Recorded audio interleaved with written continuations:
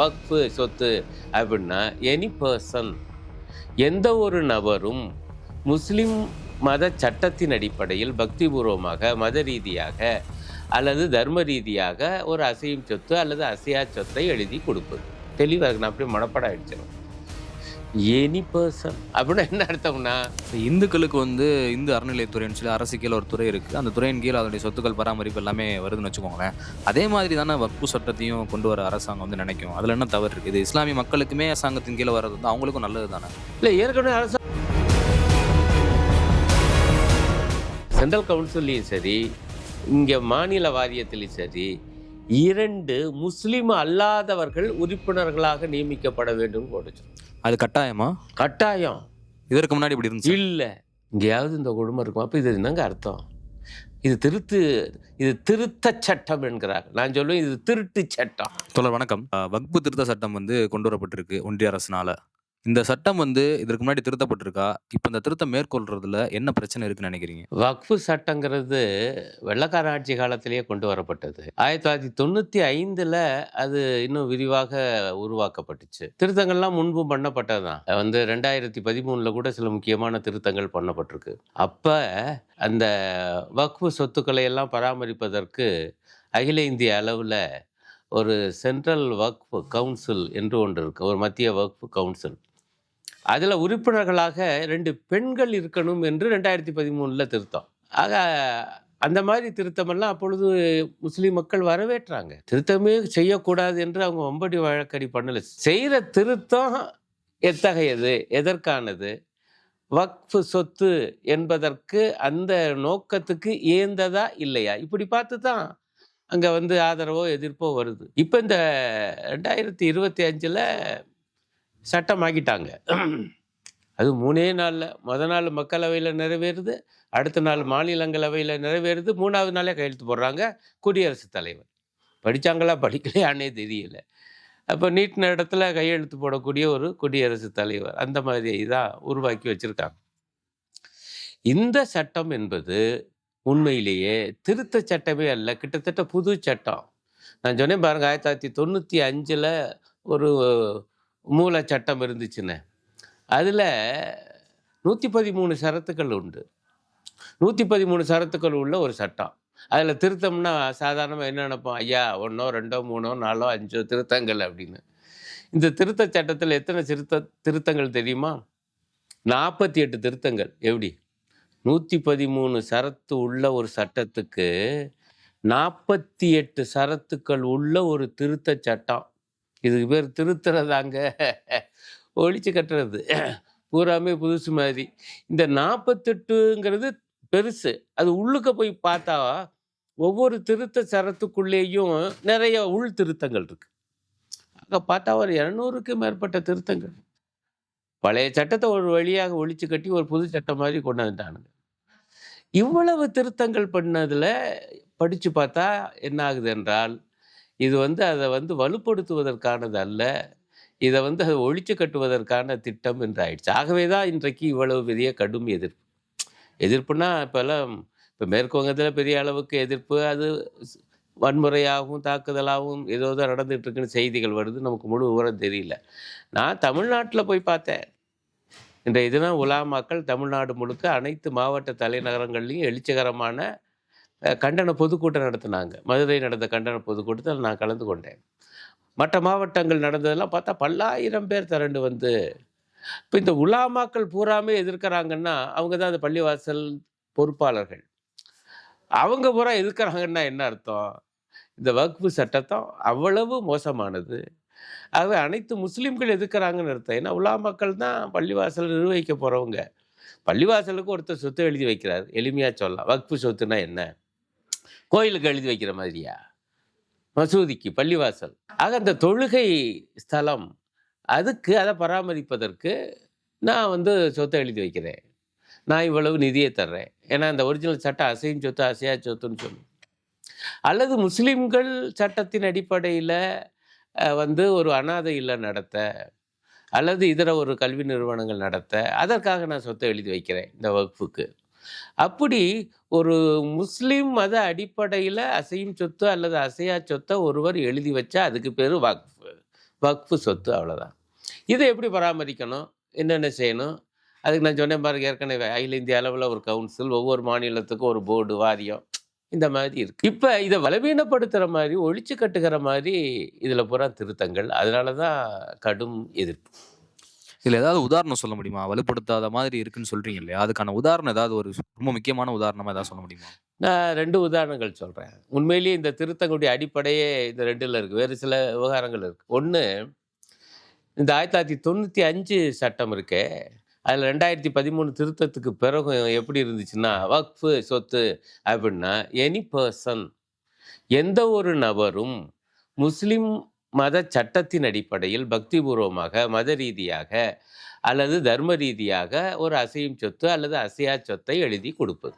தெளிவா இருக்கு. நான் அப்படியே மனப்பாடம் ஆயிடுச்சு எனக்கு.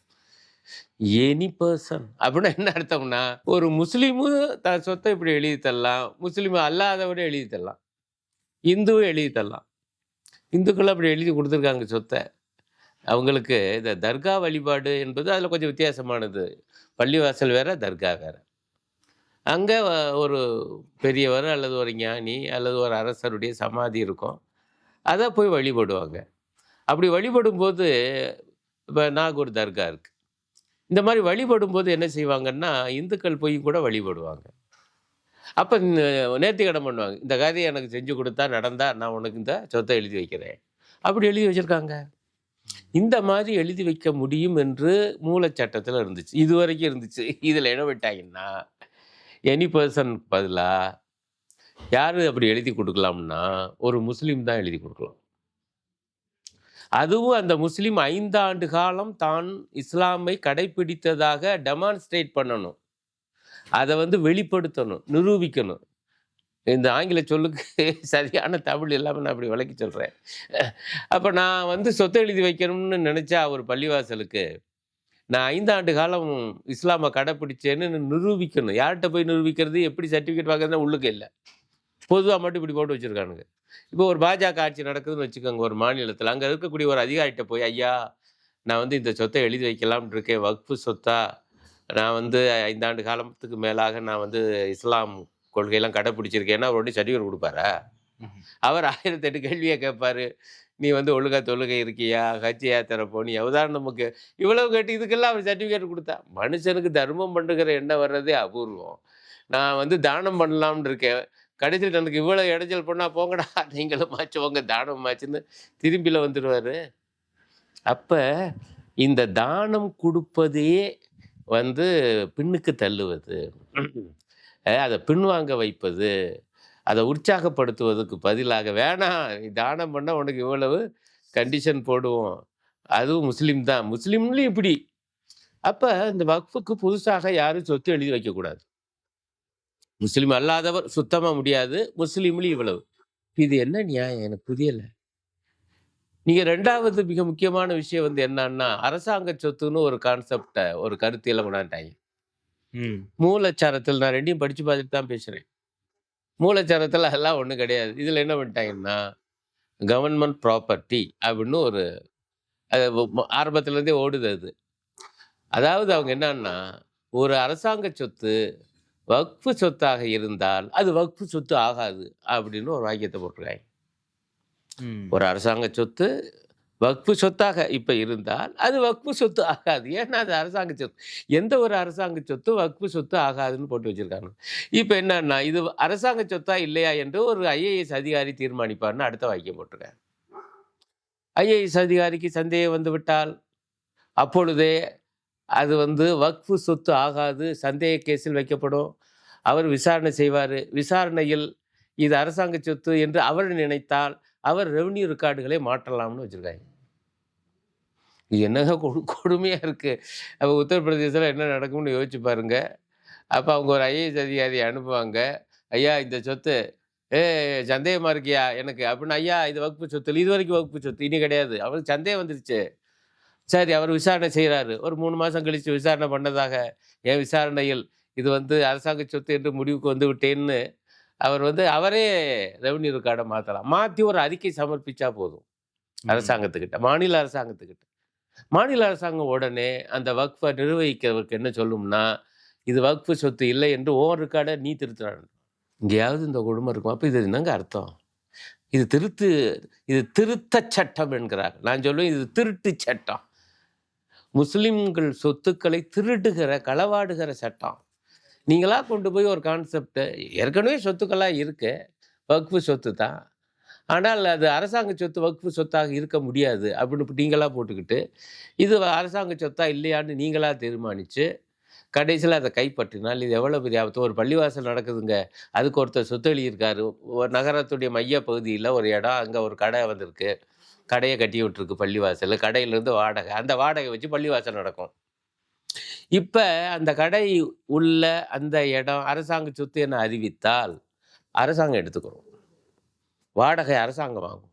பள்ளிவாசலுக்கு வாடகை வராது. பள்ளிவாசல் எப்படி நடக்கும்? இப்போ புரியுதுங்களா? இது வெறும் சொத்து விவகாரம் அல்ல, இது வெறும் சொத்து உரிமை அல்ல, மத உரிமை.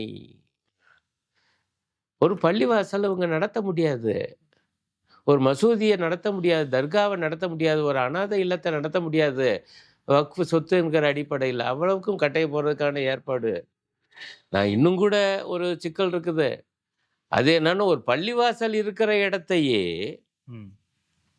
அரசாங்க இடம்னு சொல்லிட்டா அந்த ஐஏஎஸ் அதிகாரி பள்ளிவாசலில் இயங்க முடியாது. பள்ளிவாசலை காலி பண்ணி கொடுன்னு கவர்மெண்ட் நோட்டீஸ் விட்டுரும். இன்னொரு இடத்துல வச்சுக்க பள்ளிவாசல். இங்கே பாபர் மசூதியாவது இடிக்கிறதுக்கு ரொம்ப பெரும்பாடு பட வேண்டியதாயிடுச்சு இல்லைங்களா? 90ல் ஆரம்பிச்சு 92 டிசம்பரில் தானே இடிக்க முடிஞ்சிச்சு. இப்போ இடிக்காமலேயே பள்ளிவாசலை கைப்பற்றலாம், அவங்களே காலி பண்ணிட்டு போகணும். ஆக இது மத வழிபாட்டு உரிமையவே பறிக்குது.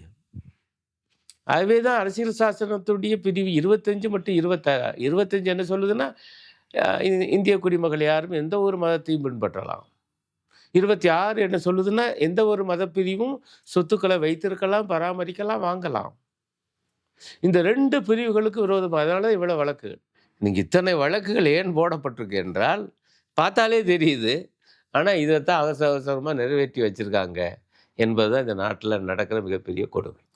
இந்துக்களுக்கு இந்து அறநிலையத்துறைன்னு சொல்லி அரசு கீழ ஒரு துறை இருக்கு. அந்த துறையின் கீழ அதனுடைய சொத்துக்கள் பராமரிப்பு எல்லாமே வருதுன்னு வச்சுக்கோங்களேன். அதே மாதிரி தானே வக்ஃபு சட்டத்தையும் கொண்டு வர அரசாங்கம் நினைக்கும். அதுல என்ன தவறு இருக்கு? இது இஸ்லாமிய மக்களுக்குமே ஒரு அரசாங்கத்தின் கீழ வர்றது அவங்களுக்கும் நல்லது தானே? இல்லைங்கிறீங்களா? இல்லை, ஏற்கனவே அரசாங்கத்துக்கு கீழே தான் இருக்கு. நீங்கள் ஒரு அரசாங்கம் சட்டம் போட்டு அதன் அடிப்படையில் தான் அந்த சொத்துக்கள் பராமரிக்கப்படுது. வக்ஃபு சட்டத்தின் கீழ் தான் இந்த வக்ஃபு சொத்துக்கள் எல்லாம் பராமரிக்கப்படுது. பராமரிப்பதற்காக ஒரு அகில இந்திய அளவில் ஒரு கவுன்சில் இருக்கும். அதில் எக்ஸ் அஃபிஷியோ அதிகாரிகள் இருப்பாங்க, அந்த கவுன்சில் உறுப்பினர்களா. அதே போல் மாநில அளவில் போர்டு இருக்குது, வாரியம் இருக்குது. அந்த வாரியத்திலையும் பதவி வழி அதிகாரிகள் உறுப்பினர்களாக இருப்பாங்க. பிறகு அந்த வாரிய தலைவரை நியமிக்கிறது அரசு, மாநில அரசு, அங்கே ஒன்றிய அரசு. அது கிட்டத்தட்ட நீங்கள் அறநிலையத்துறை மாதிரி தான். ஒரு சில வேறுபாடுகள் இருக்கலாம், நான் இல்லைன்னு சொல்ல. காரணம் அது மதத்தினுடைய வித்தியாசமே. இப்போ அறநிலையத்துறையில் மிகப்பெரிய சிக்கல் இந்த நகைகளை பராமரிக்கிறது. அந்த பிரச்சனையும் பள்ளிவாசலில் கிடையாது, எனக்கு உருவ வழிபாடு இல்லை. இதுவே பல பேருக்கு தெரியப்பட்டிக்குது இந்த வித்தியாசங்கள். இங்கே மிக முக்கியமான பிரச்சனை நிலம் மற்றும் கடை, இருப்பிடம், இடங்கள், அப்புறம் வங்கி கணக்கு, அதில் இருக்கக்கூடிய டெபாசிட்டுகள், இதுக தான் முக்கியமாக பராமரிக்க வேண்டும். இந்த சொத்துக்கள் அசையா சொத்துக்களை பராமரிக்கிறதுக்கு அரசாங்கம் தான் இப்படி போட்டிருக்கு. இப்போ அதில் நான் சொன்னேன் பாருங்க, 2013 திருத்தல் 2 பெண்களை சேர்க்கலாம் அப்படின்ட்டு. யாரு சேர்க்க போறா? அரசாங்கம் தான் போட போகுது. இப்போ இவங்க கூட ஒரு திருத்தம் பாருங்க. இது இன்னும் இந்த இந்த இந்த சொத்தெல்லாம் அரசாங்க சொத்துன்னு அறிவிக்கிறதுக்காக இன்னொரு ஏற்பாடு என்ன பண்ணுறாங்கன்னா, இதே போல் அகில இந்திய அளவில் வக்ஃபு கவுன்சில் இருக்கும், மாநில அளவில் வக்ஃபு வாரியம் இருக்கும். அதில் இந்த மாதிரி உறுப்பினர்கள் யார் யார் இருப்பாங்க எல்லாம். இப்போ புதுசாக இந்த திருத்த சட்டத்தில் என்ன சேர்த்துருக்காங்கன்னா, அந்த சென்ட்ரல் கவுன்சிலையும் சரி, இங்கே மாநில வாரியத்திலையும் சரி, 2 முஸ்லீம் அல்லாதவர்கள் உறுப்பினர்களாக நியமிக்கப்பட வேண்டும் போட்டுச்சு. அது கட்டாயமா? கட்டாயம். இதற்கு முன்னாடி இப்படி இருந்துச்சு இல்லை. 2 பெண்கள்னு இருக்குது. இதுல என்னன்னா, அந்த பெண்கள் முஸ்லீமா இந்துவா எப்படி வேணாலும் இருக்கலாம். அதை டிஃபைன் பண்ணலாம். டிஃபைன் பண்ணல. 2000 கூட செக்அப் பண்ணேன் நான். அது இதுல இப்பவும் தொடருது. இப்ப பாஜக ஆட்சிக்கு வந்தா சங்கி பெண்கள் தான் போடுவாங்கல, உங்களுக்கு சந்தேகம் வேண்டாம். இது தவிர முஸ்லீம் அல்லாத இருவர், நான் முஸ்லீம் அப்படின்னு தெளிவா போட்டு வச்சிருக்க. அப்படின்னா இந்துக்கள் அவங்க கிறிஸ்தவர்களாக போடுவாங்க, இந்துக்கள் தான். அதுவும் எச் ராஜாக்கள் போட்டு சங்கிகளை போட்டா பாருங்க அவங்க என்ன சொல்லுவாங்க, இது வந்து அரசாங்க சொத்தா இல்லையான்னு ஐஏஎஸ் அதிகாரிக்கு சந்தேகம் வந்துருச்சு. வாரிய உறுப்பினர் கூப்பிட்டு கேட்குறாங்க. இவங்க 2 பேரும் போய் நிற்கிறாங்க. ஐயா இது வக்ஃபு சொத்தா இல்லையா? வக்ஃபு சொத்து இல்லைன்றுவேன். வாரிய உறுப்பினர்களே வக்ஃபு சொத்து இல்லை, இதுக்கு உரிய ஆவணங்கள்லாம் இல்லை அப்படின்னு சொன்னால் ரொம்ப ஈஸியாக போய் அவர் ஐஏஎஸ் அதிகாரி எழுதிடுவார். வக்ஃபு உறுப்பினர்களே சொல்லிவிட்டார்கள். இன்னும் சொல்லப்போனால் மெஜாரிட்டியே வந்து முஸ்லீம் அல்லாதவர்கள் வரக்கூடும். இது 2 பெண்கள் பாஜக ஆட்சியில் என்ன செய்வாங்க, சங்கி பெண்களை போடுவாங்க. அந்த 2 பெண்களை வந்து வாபஸ் வாங்காமையே இந்த இதையும் வச்சிருக்காங்க. தான் இது அதுவும் அப்படியே இருக்கு. ஓகே. நான் 2 சட்டத்தை பார்த்து செக்அப் பண்ணிட்டேன். அதுவும் அப்படியே இருக்கு. அதோட சேர்த்து புதுசா 2 முஸ்லீம் அல்லாதவங்க. ஏன்னா பெண்கள்னா அது முஸ்லீம் பெண்கள் போடலாம். அதனால என்ன போட்டிருக்காங்கன்னா எக்ஸ் அஃபிஷியோ தவிர, இப்போ எக்ஸ் அஃபிஷியோல இருந்து அதாவது பதவி வழி இந்த டிபார்ட்மெண்ட் செக்ரட்டரினா மெம்பர் ஆவார்ல, அவர் இந்துவா கூட இருக்கலாம், இருக்கட்டும். மேற்கொண்டு 2 பேரை போடுறான்னா முஸ்லிம்கள் சொத்தை பராமரிக்கிற பாதுகாக்கிற வாரியத்தில் முஸ்லீம் அல்லாதவர்கள் மெஜாரிட்டி ஆகக்கூடிய நேரம் ஆக்கி அவங்க புறம் வக்ஃபு சொத்துக்கள் பூரா அரசாங்க சொத்துன்னு சொன்னா இது எவ்வளவு பெரிய அநீதி, எவ்வளோ ஏன் இந்த எழுச்சி, இவ்வளவு ஆவேசம்னு நம்ம வந்து தயவு செய்து முஸ்லீம் அல்லாத மக்கள் புரிந்து கொள்ளும். இல்லை, அதான் கேள்வியாக இருக்குது. எதுக்காக பாஜக இவ்வளோ தூரம் வந்து முன்முனைப்போட அதை பண்ணுது? அதோட நோக்கம் என்னவா இருக்கும்?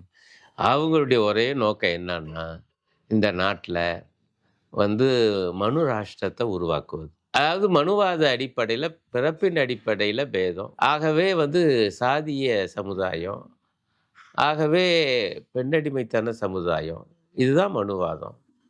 இது வந்து இந்த நவீன காலத்தில் இயல்பாக கட்டுக்கொலை. இது கொலையக்கூடாது, அதை காப்பாற்றணும் என்பதற்காகத்தான் ஆர்எஸ்எஸ் 1925 உருவாக்கப்பட்டுச்சு. அதுதான் 1951 ஜனசங்கத்தை, பாரதிய ஜனசங்கம் இங்கே அரசியல் கட்சியை உருவாக்குச்சு. அரசியல் அதிகாரத்தை கைப்பற்றுவதற்காக ஒரு புறம் சிவில் சமூகத்தில் இயங்கிக்கிட்டேன். அந்த பாரதிய ஜனசங்கம் தான் 1980 பாரதிய ஜனதா கட்சி ஆச்சு. அது இன்றைக்கு தனி பெரும்பான்மையோடு 2014 இருக்கு. இப்போ இந்த மனு ராஷ்டிரத்தை கட்டி காக்கணும்னா இந்துக்களை முஸ்லிம்கள் கிறிஸ்தவர்களுக்கு எதிராக திருப்பி விடணும். அப்போ தான் இந்து சமுதாயத்தில் இருக்கக்கூடிய இந்த சாதிய வன்கொடுமைகள் அவங்க மனசில் நிற்காது. சாதிய வன்கொடுமைகளுக்கு எதிராக போராடணும், மனுவாதத்துக்கு எதிராக போராடணும், வர்ணாசிரமத்துக்கு எதிராக போராடணும் என்பதற்கு பதிலாக இந்த அப்பாவி மக்களை யாருக்கு எதிராக திருப்பி விடுறான்னா முஸ்லிம்களும் கிறிஸ்தவர்களும் தான் உங்களுடைய எதிரிகள் என்று செயற்கையாக கட்டமைச்சு திருப்பி விடுறாங்க. இதுக்கு பாபர் மசீத் விவகாரத்திலேருந்து ஒவ்வொன்றா கொண்டு வர்றாங்க. அதனுடைய ஒரு பகுதியாகத்தான் இந்த மாதிரி வக்ஃபு திருத்த சட்டத்தில் வக்ஃபு திருத்த சட்டம் என்கிற பெயரில் வக்ஃபு ஒழிப்பு சட்டம் கொண்டு வந்தால் முஸ்லீம்கள் எதிர்த்து போராடுவாங்க. அப்போ இந்துக்கள் மனசில் இயல்பாக என்ன வரும், இது அவங்க பிரச்சனை, அவங்களுக்கு இவங்க ஏதோ விவகாரத்தை பண்ணியிருக்காங்கன்னு வேணால் தெரியும், நமக்கு என்னையா.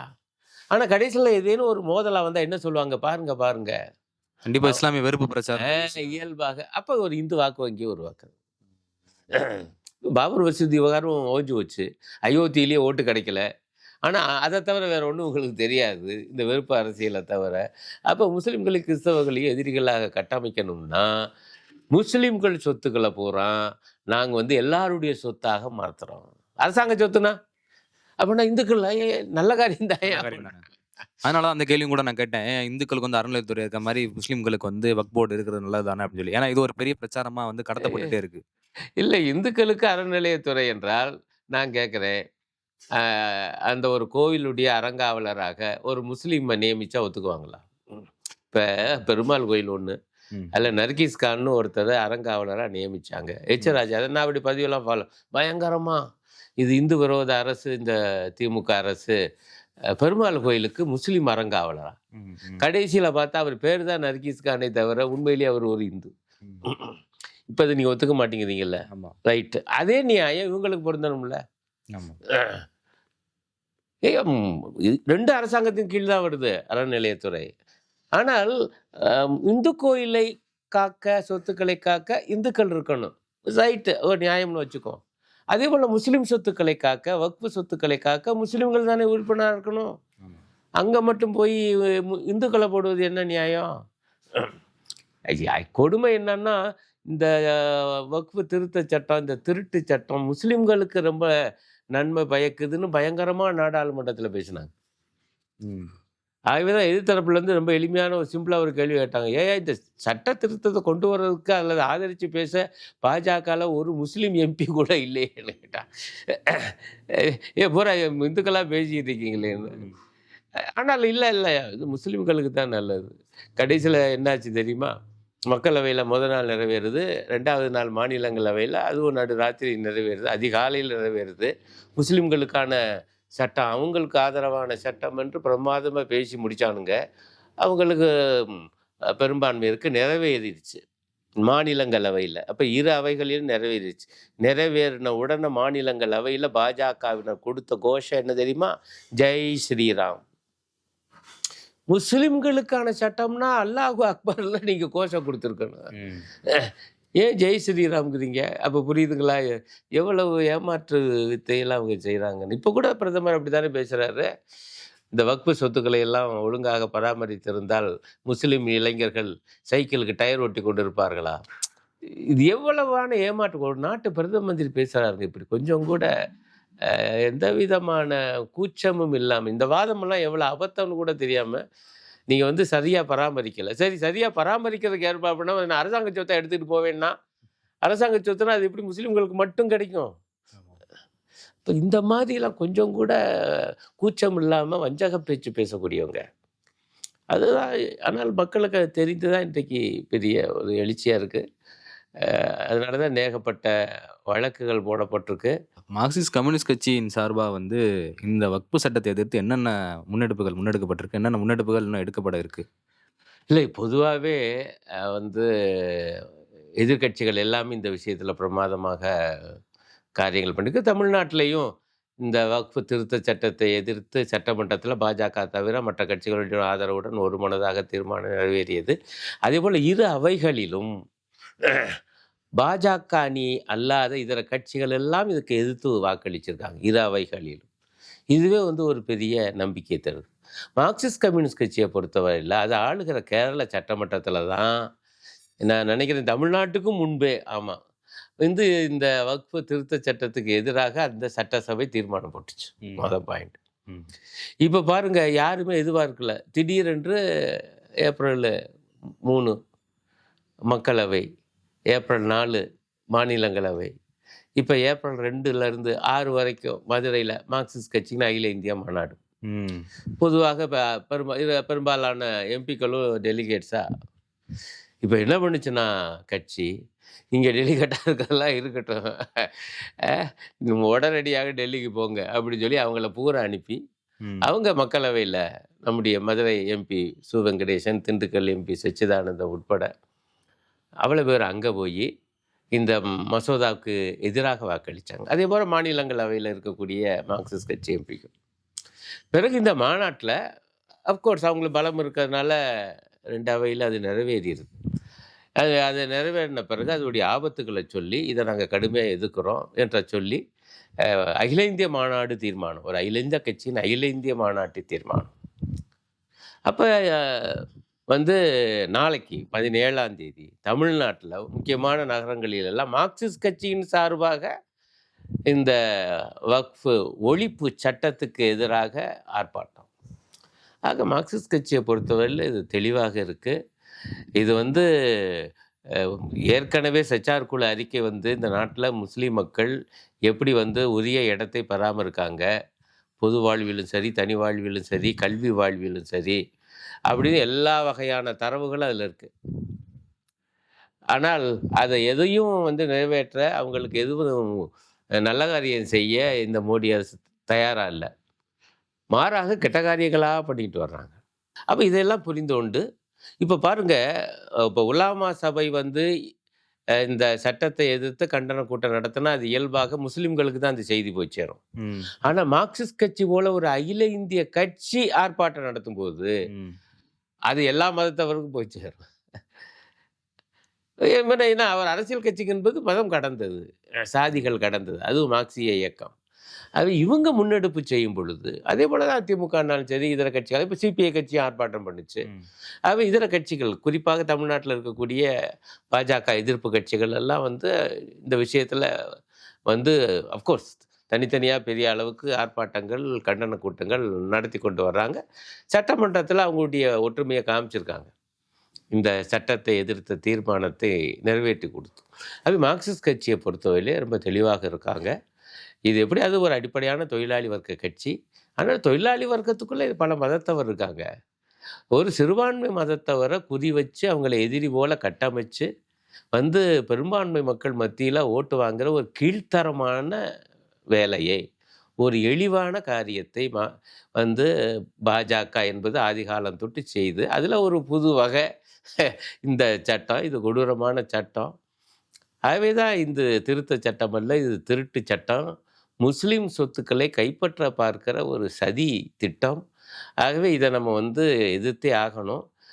நீதிமன்றம் தான் இன்றைக்கு இருக்கக்கூடிய ஒரு வாய்ப்பு. அது என்ன சொல்லுதுன்னு பார்ப்போம். அதே நேரத்தில் நீதிமன்றத்திலையும் இதே போல் இந்த விஷயத்தை அனைத்து மக்களுக்கும் கொண்டு செலுத்துகிற பணியை மார்க்சிஸ்ட் கம்யூனிஸ்ட் கட்சி செய்து, அதே போல் தமிழ்நாடு மக்கள் ஒற்றுமை மேடை போன்ற பொது சிவில் அமைப்புகளும் அந்த காரியங்களை செய்து கொண்டு வர்றாங்க. பார்ப்போம் என்ன ஆகுது என்று. உங்களோட பணிச்சூழலுக்கு மத்தியில இந்த நேரம் ஒதுக்கி, வக்பு திருத்த சட்டத்தை பத்தியும், அதனுடைய தீய விளைவுகள் அதனால என்னென்ன ஏற்படும்ன்றத பத்தியும், பாஜகவினுடைய நோக்கம் என்ன? அது கொண்டு வர்றது அப்படின்றத பத்தியுமே தொடர்ந்து விளக்குனீங்க. இந்த சட்டத்த குறித்தும், இதுக்கடுத்து வரக்கூடிய விஷயங்கள் குறித்தும் நம்ம தொடர்ச்சியா பேசுவோம். ரொம்ப ரொம்ப நன்றி தோழர். நன்றி.